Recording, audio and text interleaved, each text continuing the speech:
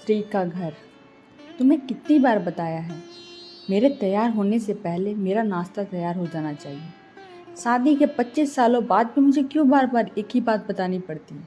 लता, तुम्हें क्या है? तुम तो आराम से घर पर रहोगी, मुझे काम पर जाना पड़ता है। तुम हो कि हमेशा बेवकूफ़ों जैसी हरकत करती हो। अगर तुम ये जानबूझकर करती हो तो याद रखना, मुझसे बुरा कोई नहीं होगा। आज भी प्रशांत का पारा चढ़ा हुआ था। कोई भी वाद विवाद होता तो प्रशांत सीधा मुंह लता को बोल देता, अगर मैं तुम्हें अच्छा नहीं लगता तो क्यों नहीं चली जाती अपने मायके, क्यों रहती हो मेरे साथ? इन कटु शब्दों में अपना गुस्सा उतारते हुए गीला तौलिया कुर्सी पर फेंकते हुए प्रशांत गुस्से से लता की तरफ देखने लगा। लता के लिए प्रशांत का यह बेवजह का गुस्सा कोई नई बात नहीं थी। वह महीने में 3-4 बार ऐसे ही लता पर बरस पड़ता था।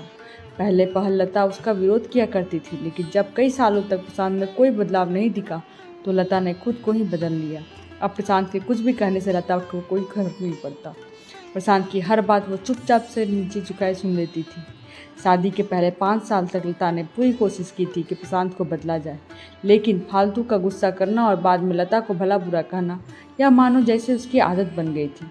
इतना सब कुछ होने के बावजूद लता प्रशांत के साथ रहती थी, क्योंकि उसे अपनी बेटी की फिक्र थी। और वह जाती भी तो कहाँ, अपने बूढ़े हो चुके माँ बाप को इस उम्र में परेशान करना वह नहीं चाहती थी। समाज और लोग क्या कहेंगे, यह भी तो उसे देखना था। वह इतनी पढ़ी लिखी भी तो नहीं थी कि खुद जाकर कोई नौकरी कर सके और अपना और अपनी बेटी का पालन पोषण कर सके। लता को अब अपनी फिक्र नहीं थी, उसको फिक्र थी तो बस अपनी शादी लायक हो रही बेटी की। लता नहीं चाहती थी कि पति पत्नी के झगड़े की वजह से काव्या डिस्टर्ब हो। काव्या की पढ़ाई पूरी हो चुकी थी, उसके लिए अब शादी के रिश्ते आने लगे थे।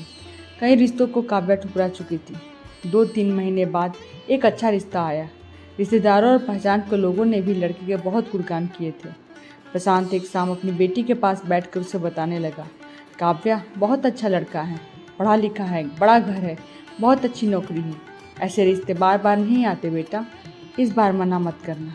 काव्या अपने पिता से ज़्यादा बात नहीं करती थी, शायद डरती थी या शायद नफरत करती थी। लेकिन आज वो अपनी पूरी हिम्मत इकट्ठा कर बोली, मुझे अभी शादी नहीं करना है पापा, मैं नौकरी करना चाहती हूँ, खुद अपने पैरों पर खड़ी होना चाहती हूँ।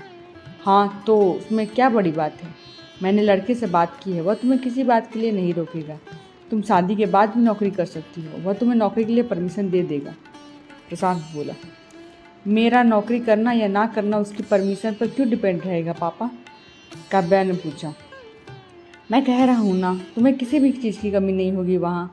ऐसे रिश्ते बार बार नहीं आते, इससे ठुकरा मत, बहुत खुश रहोगी तुम वहाँ। प्रशांत बोला, पापा क्या मैं उतनी ही खुश रहूँगी जितनी मम्मी इस घर में खुश है?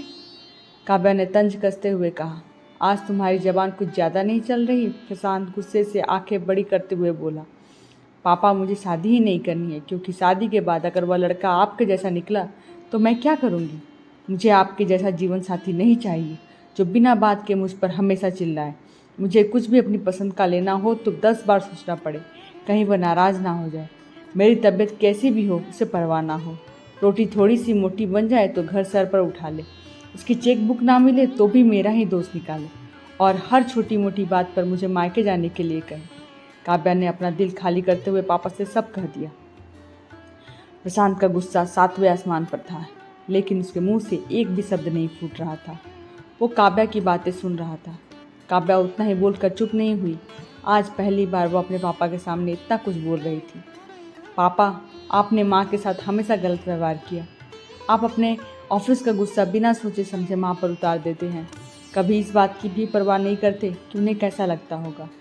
आपकी बातें सुन सुन माँ ने अपना स्वाभिमान खो दिया। प्रशांत आज पहली बार अपने किए बर्ताव को महसूस कर पा रहा था। वो इतना ही बोल पाया, जो तुम्हारा मन है वो करो, मैं तो इतना बुरा हूँ ना? काव्या ने प्रशांत का हाथ पकड़ा और बोली, पापा मुझे सिर्फ एक सवाल का जवाब दे दो, क्या आप चाहोगे कि मेरा पति आपके जैसा हो?